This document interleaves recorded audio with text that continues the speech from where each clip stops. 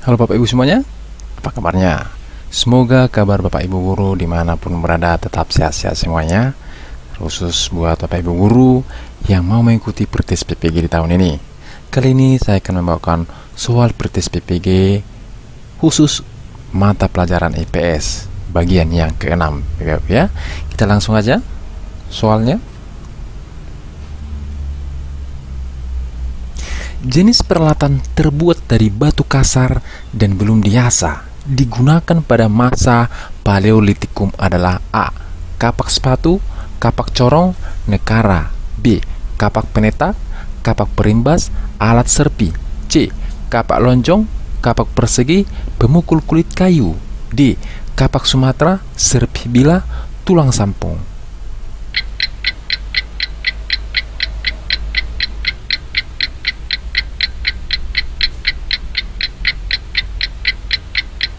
Jawabannya adalah yang B. Kapak penetak, kapak perimbas, alat serpi. Kita lihat pembahasannya.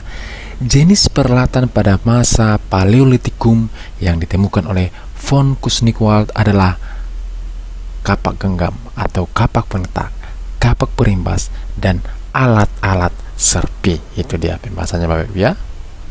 Kita lanjut soal yang berikutnya. Kebiasaan kehidupan manusia prakasa pada masa menggantungkan hidupnya dari alam dengan mengumpulkan umbi-umbian, buah-buahan, dan dedaunan disebut A. Fishing, B. Hunting, C. Food gathering, D. Food producing.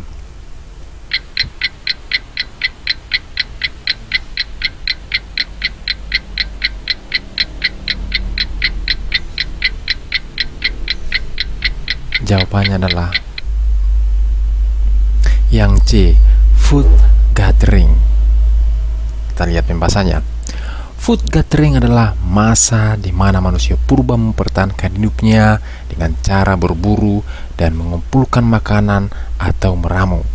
Pola kehidupan ini menjadi pada masa berburu dan mengumpulkan makanan atau bersamaan dengan zaman Paleolitikum dan Mesolitikum. Teknologi yang dikuasai pada masa food gathering masih sangat rendah, di mana hampir semua alat yang digunakan terbuat dari batu, kayu, atau tulang. Pembagian kerja di kalangan manusia purba pada masa food gathering atau berburu dan meramu didasarkan pada jenis kelamin. Perburuan dilakukan oleh kelompok-kelompok kecil yang terdiri dari laki-laki dan hasilnya dibagi untuk keluarga mereka. Itu dari pembahasannya.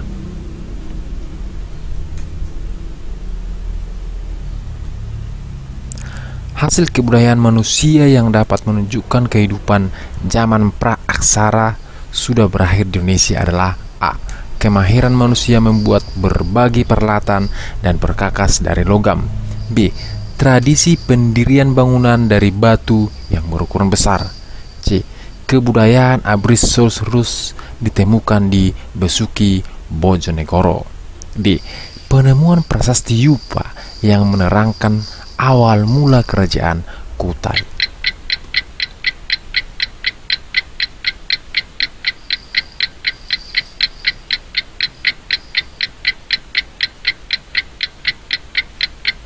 Jawabannya adalah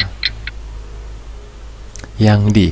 Penemuan prasasti Yupa yang menerangkan awal mula kerajaan Kutai. Ini dia pembahasannya. Masa prakarsa adalah sebuah masa di mana manusia belum mengenal tulisan.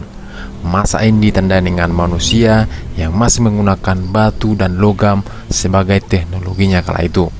Jadi, masa praaksara terbagi menjadi dalam dua zaman, yaitu zaman batu dan zaman logam. Zaman batu terdiri dari beberapa periode, seperti zaman batu tua atau Paleolitikum, zaman batu tengah atau Mesolitikum, zaman batu muda atau Neolitikum, dan juga zaman batu besar atau Megalitikum. Itu dia pembahasannya.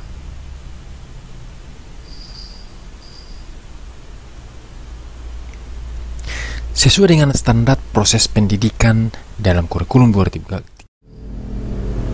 kurikulum 2013. Salah satu prinsip pembelajaran yang harus diterapkan guru dalam IPS adalah dari peserta didik diberi tahu menjadi peserta didik mencari tahu.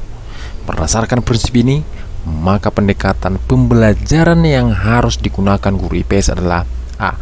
Deduktif, B. Induktif, C. Reflektif, D. Edukatif, E. Perspektif.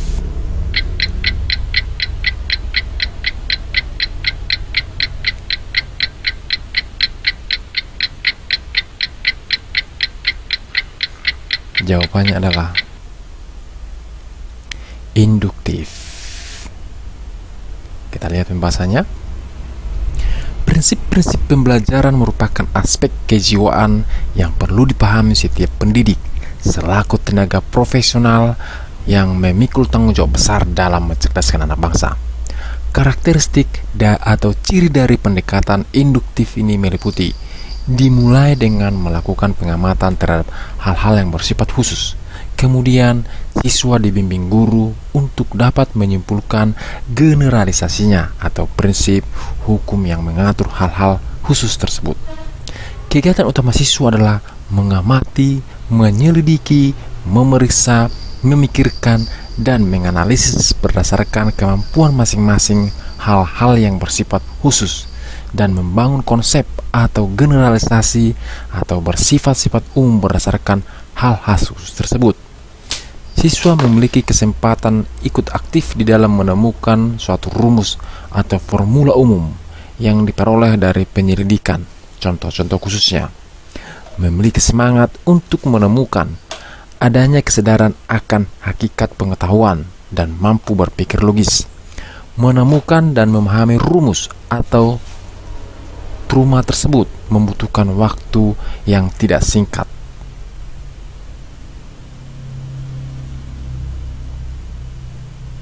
Kita lanjut soal yang berikutnya. Di dalam pembelajaran IPS, peserta didik diharapkan dapat membangun sendiri pengetahuannya, mencari makna sendiri, mencari tahu tentang yang dipelajarinya, dan menyimpulkan konsep dan ide baru dengan pengetahuan yang sudah ada dalam dirinya. Sesuai dengan prinsip dari peserta didik diberitahu menjadi peserta didik mencari tahu. Teori belajar yang paling sesuai untuk digunakan dalam pembelajaran IPS adalah A. Behaviorisme, C. Positivisme, C. Konstruktivisme, D. Gestalt, E. Stimulus respon.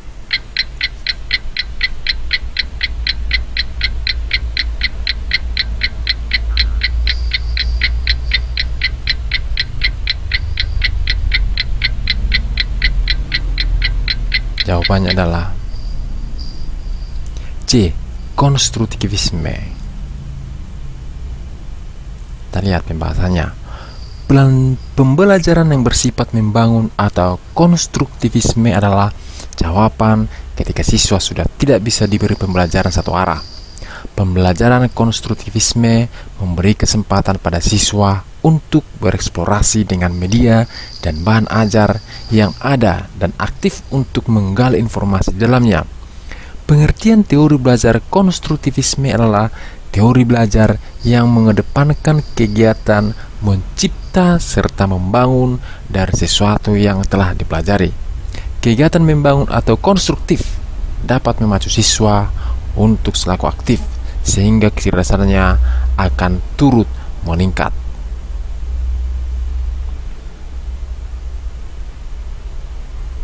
Kita lanjut soal yang berikutnya. Interaksi antar wilayah dapat melahirkan gejala kenampakan dan permasalahan baru yang dapat mengakibatkan proses pergerakan atau dinamika dalam kehidupan manusia. Proses pergerakan yang terkait dengan kehidupan manusia adalah A. Pergerakan manusia, informasi dan materi atau benda. B. Pergerakan manusia dan hewan. C. Urbanisasi dan budaya mudik. D.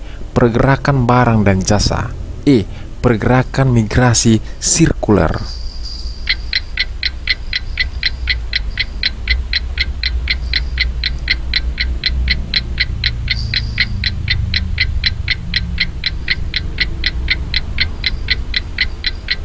Jawabannya adalah yang A.